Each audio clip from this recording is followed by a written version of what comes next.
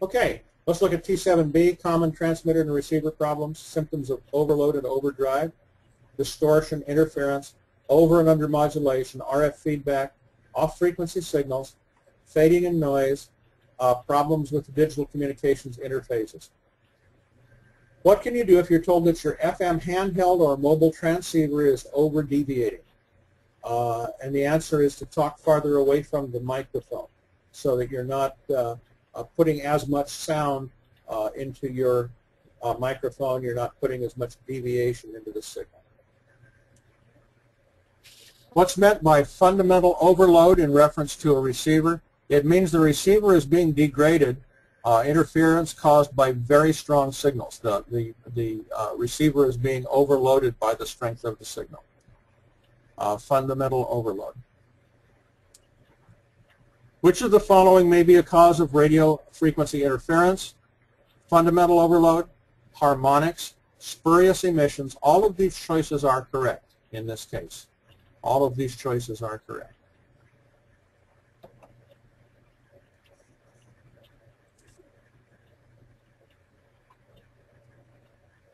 What's the most likely cause of interference to a telephone from a nearby transmitter? The telephone is inadvertently acting as a radio receiver. Something in that telephone is taking your signal and demodulating it like a radio receiver would, and your neighbor or whoever is able to hear your voice on their telephone from your transmitter. It's a problem. The telephone is operating incorrectly, but as a good neighbor, you'll do something to try to help them resolve that, even if it involves buying them a better telephone. What's a logical first step when attempting to cure a radio frequency interference problem in a nearby telephone? A good first step is to install a radio frequency filter at the telephone to try to keep the radio frequency energy from getting into the telephone in the first place. And that will often solve the problem.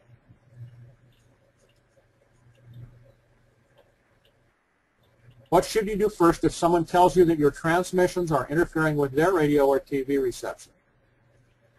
Correct answer is make sure your station is operating properly and it does not cause interference to your own television. Okay, so that's the test answer here. Now, your television and their television may be quite a bit different, and it's possible that you could be interfering with their radio and TV and not with your own, depending on the makes and models involved. But this is a good place to start. What should you do first? Make sure it's operating properly and does not cause interference to your own.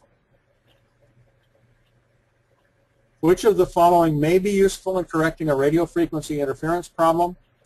They suggest snap-on ferrite chokes, low-pass and high-pass filters, band reject and band-pass filters. All of these choices are correct. Is the correct answer here. Okay. The snap-on ferrite chokes we talked about before, and we had a picture of them. Low-pass filters and high-pass filters do exactly what they say. A low-pass filter passes the lower frequencies and cuts out the higher ones. A high-pass filter passes the higher frequencies, cuts out the lower ones. Band reject filters reject a particular range of frequencies. Band pass filters pass a particular range of frequencies. And these are all different designs of frequencies, and these are filters that you can purchase or build.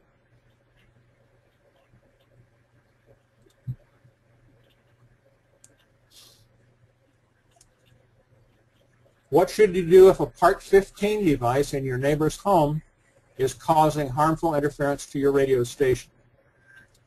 The offered answers are: work with your neighbor to identify the offending device, politely inform your neighbor about the rules that require him to stop using the device if it causes interference, check your station and make sure it meets the standards of good amateur practice. All of these choices are correct is the correct response, because all of these are correct. I put a sample of the label from a Part 15 label from a device here, and the Part 15 device says this device complies with Part 15 of the FCC rules. Operation is subject to the following two conditions. This device may not cause harmful interference, and this device must accept any interference received, including interference that may cause undesired operation.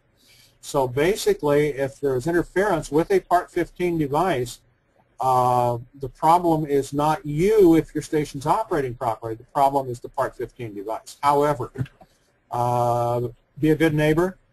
Do what you can to minimize the interference. Don't go over and tell the guy that his new Blu-ray player that he has to turn it off while you want to operate, because that's not going to go very well in the neighborhood. Okay, but his Blu-ray player will have a label like this on the back of it.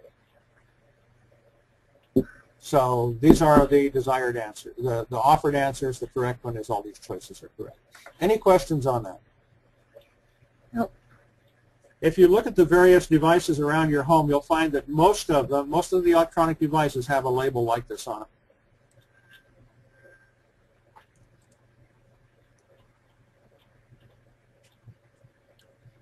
What could be happening if another operator reports a variable high-pitched whine on the audio from your mobile transmitter? That could be noise from on the vehicle's electrical system being transmitted along with your speech audio. In the case of the variable high-pitched whine, it's probably the alternator of the vehicle, and I can hear the alternator in my wife's transmitter if she transmits to me while she's driving. And sometimes that's the problem with the alternator.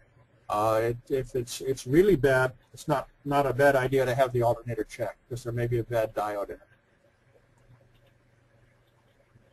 What might be the problem if you receive a report that your signal through the repeater is distorted or unintelligible? The offered answers are your transmitter may be slightly off frequency, your batteries may be running low, or you could be in a bad location. And all of these choices are correct, so that would be the answer you'd select. Okay, distorted or unintelligible. What is a symptom of RF feedback in a transmitter or transceiver? You may receive reports of garbled, distorted, or unintelligible transmissions. A problem that I have with one of my transceivers is that if I have radio frequency energy coming back into it, if it's not being effectively transferred to the antenna, then it causes the radio to partially shut down, and it kind of goes off and on, and garbles my voice. So, and I get reports like that sometimes.